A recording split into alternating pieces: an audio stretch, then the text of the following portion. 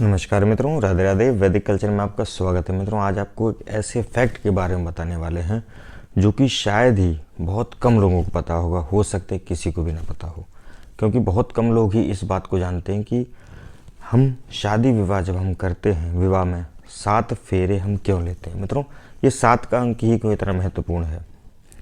हम 6 फेरे भी ले सकते हैं, 5 फेरे भी ले सकते हैं, 9 फेरे भी ले सकते हैं, लेकिन हमारे ऋषि मुनियों ने जो परंपरा डाली है कि 7 ही आपको फेरे लेने हैं, ये 7 फेरे ही विवाह में क्यों लिए जाते हैं। मित्रों, 6 भी ले सकते हैं, 5 भी ले सकते हैं, 8 भी ले सकते हैं, लेकिन 7 फेरे लेने का ही क्या विधान है, इसके पीछे का विज्ञान क्या है, इसके पीछे का वैज्ञानिक रहस्य क्या है, आज हम आपको बताने वाले हैं। मित्रों, क्योंकि आपने देखा होगा कि जितनी भी हमारी वैदिक परंपराएं हैं, जितनी भी हमारे शास्त्रों में बातें लिखी हैं, सभी वैज्ञानिकों ने सिद्ध की है एक एक करके। चाहे कोई भी आप मंत्र ले लीजिए, चाहे किसी भी श्लोक को ले लीजिए, हर विषय को वैज्ञानिकों ने गहन अध्ययन के बाद उसको सिद्ध किया है और कहा है कि जो जो बात हमारे शास्त्रों में, सनातन शास्त्रों में लिख रही है, वो अटल सत्य है। तो आज हम आपको बताएंगे कि शादी में 7 फेरे ही क्यों लिए जाते हैं, 7 का अर्थ क्या है। मित्रों, वैसे तो 7 का अंक बहुत ही महत्वपूर्ण है, लेकिन विवाह में 7 का अंक हमारे लिए क्यों इतना महत्वपूर्ण है, इस बात को आज हम आपको समझाने वाले हैं विस्तार से। वीडियो अंत तक देखिएगा, आपको बिल्कुल फैक्ट समझ में आ जाएगा। हम अग्नि के चारों फेरे लेते हैं। 360 जो एंगल होता है, पूरा एक गोल चक्कर जो होता है, वो 360 एंगल का होता है। ठीक है मित्रों, अब 360 एंगल को हम फेरे लेते हैं। 360 डिग्री का जो एंगल है जिस पे हम फेरे लेते हैं, जिसको गोलाकार बोलते हैं, 360 का अंक जो होता है मित्रों, आप 1 से लेकर 9 तक की संख्या को ले लीजिए। 1 2 3 4 5 6 7 8 9। 360 का जो अंक है वो 1 से लेकर 9 तक किसी भी संख्या से आप अगर जो विभाजित करके देखेंगे, डिवाइड करके देखेंगे, तो पूरा 1 से 9 तक वो विभाजित हो जाएगा।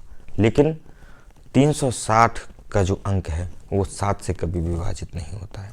इसका मतलब क्या हुआ, जैसे आप उदाहरण के तौर पर आप देखिए कि एक जो है 360 का आपने भाग किया, एक 360 आएगा। 180 से अगर जो आप भागित करेंगे, जो 2 है नंबर है, उससे 180 से भागित करेंगे तो 360 आएगा। 3 है वो 120 से विभाजित करेंगे तो 360 आएगा। 4 है 90 से विभाजित करेंगे तो जो है गुणा करेंगे तो 360 आएगा।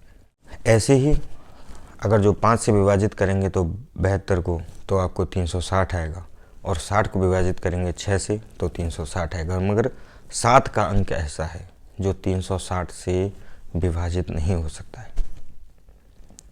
जो अभी गुणा करके देखेंगे तो 7 से कभी भी गुणा नहीं हो पाएगा। ऐसे ही यदि आप 8 का भाग देंगे, 8 से गुणा करेंगे तो 45 आएगा। अगर जो 9 का गुणा करेंगे तो 40 से तो 360 आएगा। तो इस प्रकार से 360 का जो अंक 360 जो डिग्री पर हम घूमते हैं, और 360 का आप डिवाइड करेंगे तो 1 से 9 तक हर संख्या में वो विभाजित हो जाएगा, उसको हम गुणा कर सकते हैं। लेकिन 7 से हम 360 का गुणा कभी नहीं कर सकते, विभाजित कर सकते हैं। तो मित्रों, कहने का तात्पर्य यह है कि यदि आप 360 डिग्री के एंगल पर घूमकर यदि 7 फेरे लेते हैं तो ये आपके जन्म जन्मांतरों का बंधन हो जाता है, क्योंकि ये डिवाइड 7 का अंक जो है वो 360 से कभी हो ही नहीं सकता है। इसलिए आपके जीवन की डोर को बांधे रखने के लिए, आपके वैवाहिक संबंध को जीवन भर बनाए रखने के लिए हम 360 डिग्री पर अग्नि के 7 फेरे लेते हैं। तो ये है हमारे सनातन ऋषि मुनियों का विज्ञान और सनातन मुनियों, ऋषि मुनियों का रहस्य। क्योंकि मित्रों, हमारे बहुत से लोग मानते नहीं हैं, लेकिन हमारे जो ऋषि मुनियों ने एक एक बात जो हमारे शास्त्रों में लिखी है, वो वैज्ञानिक दृष्टि से आप देखें तो एक एक बात अटल सत्य साबित होती हुई दिखाई दे रही है। मित्रों, 7 का अंक कभी भी 360 से विभाजित नहीं हो सकता। आप खुद करके गणित देख सकते हैं, आपको उत्तर आंसर आपके सामने होगा। तो मित्रों, ये थी जानकारी कि विवाह के सामने अग्नि में 7 फेरे ही क्यों लिए जाते हैं। यदि मित्रों ये जानकारी आपको अच्छी लगती है और आपको लगता है कि आपको इस वीडियो से काफ़ी जानकारी मिली तो आप इस वीडियो को ज़्यादा से ज़्यादा शेयर करें और हमारे चैनल वैदिक कल्चर को सब्सक्राइब करें, इसलिए क्योंकि ऐसी ही रोचक जानकारी वैदिक कल्चर के माध्यम से हम आप तक पहुंचाते रहते हैं। तो आज के लिए मित्रों बस इतना ही, कल किसी नए विषय पर चर्चा करेंगे। तब तक के लिए धन्यवाद, नमस्कार, राधे राधे, जय हिंद, वंदे मातरम।